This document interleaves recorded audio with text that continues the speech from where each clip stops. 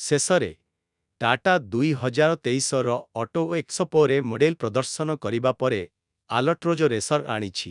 Report ଅନୁଯାୟୀ ଟାଟା ଏପ୍ରିଲରେ ଆଲଟ୍ରୋଜ ରେସର launch କରିବାକୁ ଯୋଜନା କରିଛି ଓ ଅଲ୍ଟ୍ରୋଜ ରେସର ବିଷୟରେ କହିବାକୁ ଗଲେ ଏହାର କ୍ରୀଡା ପ୍ରକୃତି ବଢ଼ାଇବା ପାଇଁ ଏହା କିଛି ବାହ୍ୟ ଉନ୍ନତି ସହିତ ଆସିଥାଏ।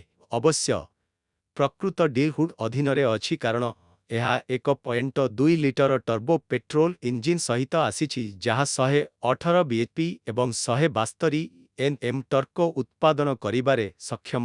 ଆଲ୍ଟ୍ରୋଜ ରେସର କେବଳ ଏକ ମାନୁଆଲ ଗିୟରବକ୍ସ ସହିତ ଆସିପାରେ।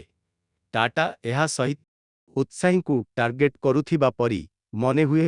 ବୈଶିଷ୍ଟ୍ୟ ଅନୁଯାୟୀ ଆଲଟ୍ରୋଜ ରେସର 10 ଇଞ୍ଚର ଇନଫୋଟେନମେଣ୍ଟ ସିଷ୍ଟମ, ଭେଣ୍ଟିଲେଟେଡ୍ ସାମ୍ନା seat, 6ଟି air bag, wireless charging ଏବଂ ଏକ ନୂତନ ଇନଷ୍ଟ୍ରୁମେଣ୍ଟ କ୍ଲଷ୍ଟର ସହିତ ଆସିବ ବୋଲି ଆଶା କରାଯାଉଛି। ବକ୍ରଭ ହେଉଛି ଟାଟାର ଚଳିତ ବର୍ଷ ବହୁ ପ୍ରତୀକ୍ଷିତ ଲଞ୍ଚ ହେବ ଓ ଏକ ବିସ୍ତୃତ ଗ୍ରାହକ ଆଧାରରେ ଟ୍ୟାପ୍ କରିବାକୁ ଟାଟା ଆଇସି ଏବଂ ଇଭି ପାୱାର ଟ୍ରେନ୍ ଗୁଡ଼ିକରେ କର୍ଭ ଆଣୁଛି। ଏହାର ଇଭି ସଂସ୍କରଣ ଚଳିତ ବର୍ଷ ଜୁନ୍ ସୁଦ୍ଧା ଆସିବ ଏବଂ 2024 ଶେଷ ସୁଦ୍ଧା ପେଟ୍ରୋଲ ଡିଜେଲ ସଂସ୍କରଣ ଆଶା କରାଯାଏ। ଇଭି ସଂସ୍କରଣର ନିର୍ଦ୍ଦିଷ୍ଟକରଣ ରହସ୍ୟ ହୋଇ ରହିଛି କିନ୍ତୁ ଆମେ ପ୍ରାୟ 400 କିଲୋମିଟର ବାସ୍ତବ ଦୁନିଆ ପରିସର ଆଶା କରିପାରିବା। ଆଇସି ସଂସ୍କରଣ 3ଟି ଇଞ୍ଜିନ୍ ବିକଳ୍ପ ସହିତ ଆସିବ ବୋଲି ଆଶା କରାଯାଏ।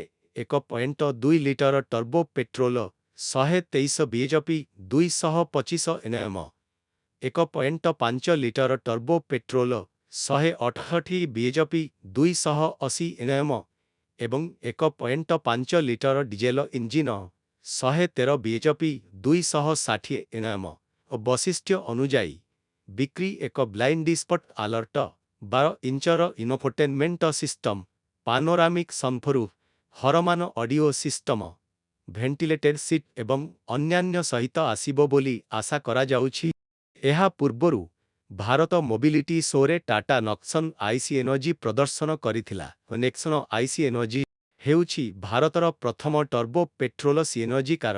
ରିପୋର୍ଟ ଅନୁଯାୟୀ ଧାରଣାଟି ବହୁତ ପ୍ରସ୍ତୁତ ଏବଂ ବ୍ରାଣ୍ଡ ଏହାକୁ 2024 ମଧ୍ୟଭାଗରେ ଲଞ୍ଚ କରିପାରେ। ହୁଡ୍ ତଳେ CNG setup 1.2 litre turbo petrol ସଂସ୍କରଣ ସହିତ ଯୋଡ଼ି ହୋଇଛି ଓ ଟାଟା ସଠିକ୍ ନିର୍ଦ୍ଦିଷ୍ଟତା ପ୍ରକାଶ କରିନାହିଁ କିନ୍ତୁ କୌଣସି ବଡ଼ ବିଚ୍ୟୁତି ଆଶା କରେ ନାହିଁ।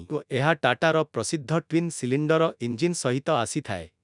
ଏହାକୁ 230 ଲିଟର ବୁଟ୍ ସ୍ପେସ୍ ଦେଇଥାଏ। ସମାନ ମୂଲ୍ୟର ପେଟ୍ରୋଲ ମାନୁଆଲ ଭାରିଆଣ୍ଟ ଅପେକ୍ଷା ନେକ୍ସନ ସିଏନଜି ମୂଲ୍ୟ 1 ଲକ୍ଷ ଅଧିକ ହେବ ବୋଲି ଆଶା କରାଯାଉଛି ଯାହାର ମୂଲ୍ୟ 9.60 ଲକ୍ଷରୁ 16.38 ଲକ୍ଷ ଟଙ୍କା ଏକ୍ସ ଶୋରୁମ୍ ମୂଲ୍ୟ।